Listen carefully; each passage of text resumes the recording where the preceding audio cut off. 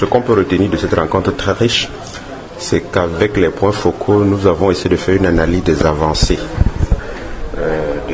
au niveau national et au niveau zonal.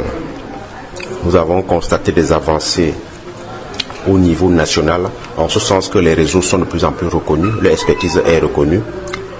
Beaucoup de réseaux ont mené d'actions avec des états concrets, notamment avec le vote de la loi sur la couverture maladie universelle dans certains pays, notamment le Mali, le Burkina Faso.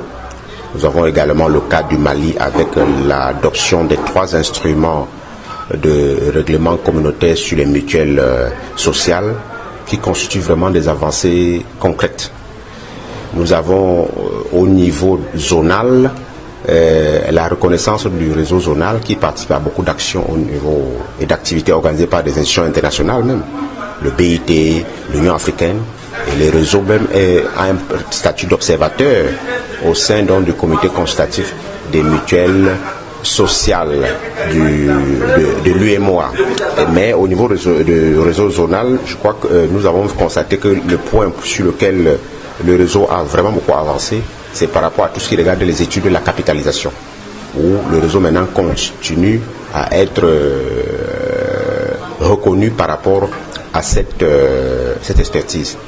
Cependant, la rencontre aussi a permis de relever quelques défis qui se trouvent à 2 niveaux, notamment au niveau du réseau zonal. C'est le fait que le réseau zonal, la plupart des membres du réseau zonal, c'est un forum, mais au nom des organisations, mais pas au nom du réseau en soi-même. Et cela est dû au fait que, pour le moment, toute l'expertise qui est développée au sein du réseau n'est pas suffisamment connue. D'où l'idée de mettre en place vraiment une stratégie de communication envers d'autres acteurs externes au réseau afin d'extérioriser toute cette expertise qui devrait à la fin concourir à la reconnaissance du réseau. Et nous croyons également que ayant mis en articulation les actions du réseau zonal avec les actions du centenaire de l'OIT, cela va concrétiser vraiment à une meilleure connaissance de l'expertise thématique et technique du réseau zonal. Autre aspect aussi, toujours en lien avec cette reconnaissance, c'est tout ce qui regarde la communication. Concrètement, on est arrivé à justement retenir de stratégies de communication au niveau du réseau zonal, au niveau des réseaux nationaux.